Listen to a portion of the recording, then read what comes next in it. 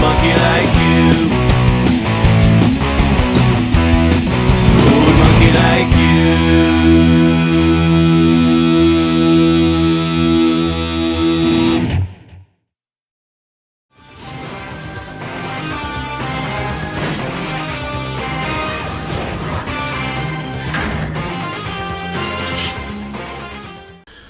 Hey guys, what's up? It's me, the Meteoraptor, and welcome back to yet another episode of the Meteoraptor Reviews and Marvel May 3 Mutant Mayhem. You guys, today we're going to take a look at the last X-Men movie I have to look at for this month. And don't be sad, there's still one more episode of, well, there's still one more reaction and review to come out before this month is over. But today, you guys, we're going to take a look at the 2011 X-Men movie, X-Men First Class. Now, I should give a little bit of backstory. If you guys remember my review on X-Men 3, I talked about how I thought it was actually not bad, but it also did mess up a lot of stuff. It took them about 5 years to finally make another X-Men movie. And the thing was, this one was drastically different because people really didn't know what to expect out of a new X-Men movie. And, well, it's pretty good. It's really good. Let's start talking about it. First off, I want to get one thing clear, because there's going to be people out there who are going to go watch this movie and expect it to be about Wolverine, Cyclops, Storm, Jean Grey, and Angel, Professor Xavier, Kitty, Rogue, all like the main, Iceman, all the main X-Men. It's not. Barely any of them are in it. Who we do get pretty much is, we get Xavier, Magneto, Pixie, Mystique, Beast, some Devil Guy, and some other guys I don't really remember. Here's the thing. X-Men First Class is actually an origin story of sorts. Let's start with the story. Pretty much we open in the most happiest place on Earth, a concentration camp. Yeah. I just want to say this real quick. I don't think movies need to use this location because it is always depressing, and every time I see it, it's incredibly hard for me to enjoy the rest of the movie knowing that it took place, that a character was affected by this place. In this case, we're talking about Magneto. Yeah, I didn't know this for quite a while, and until I watched this movie, Magneto's Jewish. Which is ironic because now he's Hydra, which are Nazis. Yeah, up yours, Secret Empire. Captain America's Hydra, Spider-Man might be Hydra, the Guardians might be Hydra, Deadpool's Hydra, and Magneto has Hydra. Come on, man. Can you stop messing things up for 1 minute, Marvel? Anyhow, so essentially, this is where we actually get to see a really cool backstory on Magneto, which shows how his whole, magnetic powers were unlocked and sort of the torture he had to go through to unlock them. Then later, we actually get to meet a very young Professor Xavier and an even younger Mystique.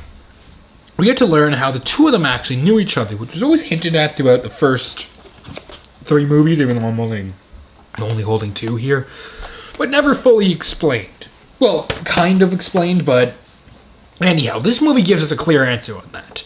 So there's that, and essentially what the two of them decide is they want to try and find other metahumans, other mutants essentially, so they can try and help them. And then that's kind of where they meet the whole team. From there, the whole bunch of wacky adventures sort of stuff happens, and the war breaks out, they end up fighting Nazis.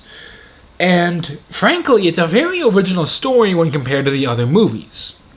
It's not a formulaic story, it's not one which you can predict every twist and turn, but I will say this. One of the characters, he is literally there, and it's clear from the beginning, he is there just to die.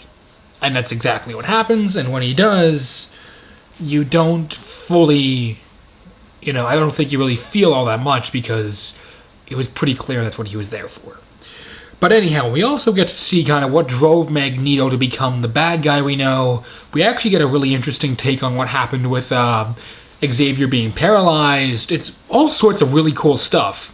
And it's not like they're like, okay, cool, we're going to do this. We know you haven't been asking for it. We're going to do it anyways. It's like, we got this cool story.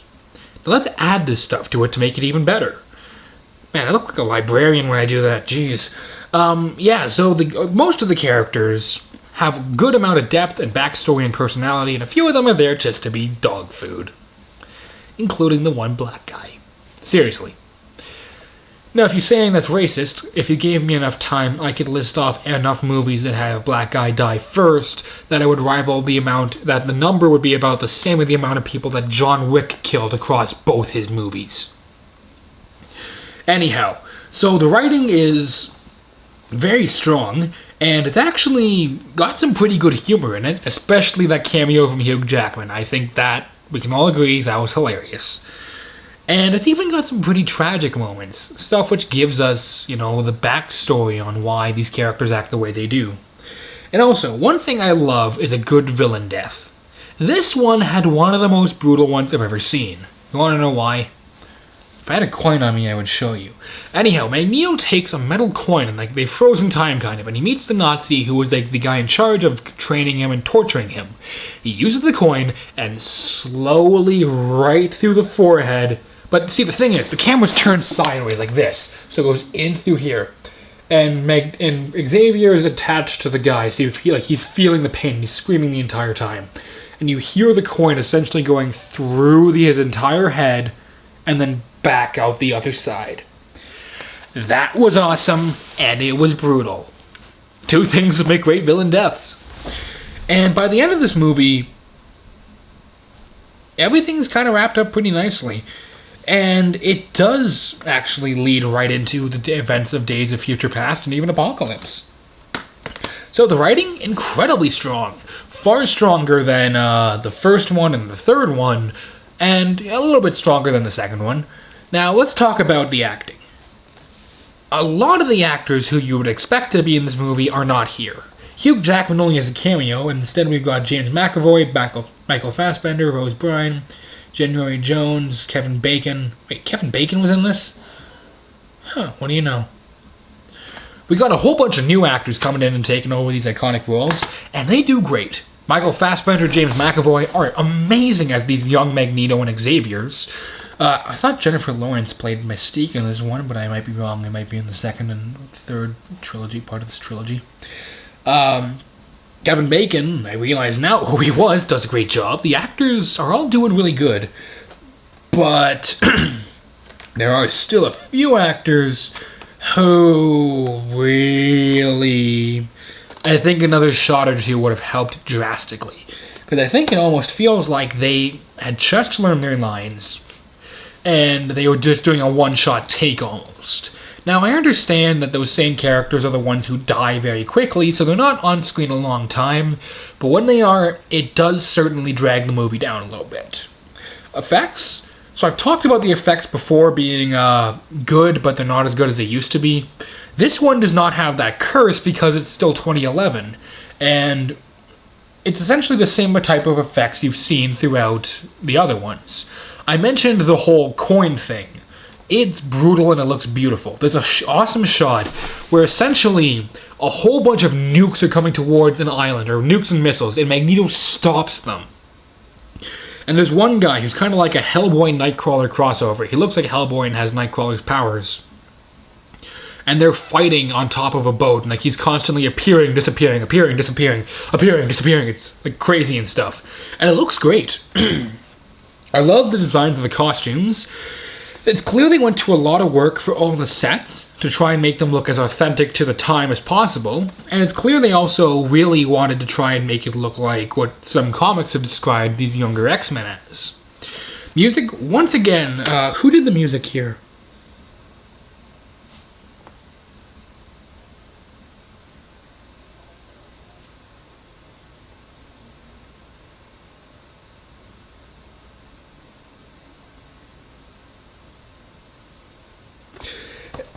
Henry Jackman. Did he do the other ones? I want to check this.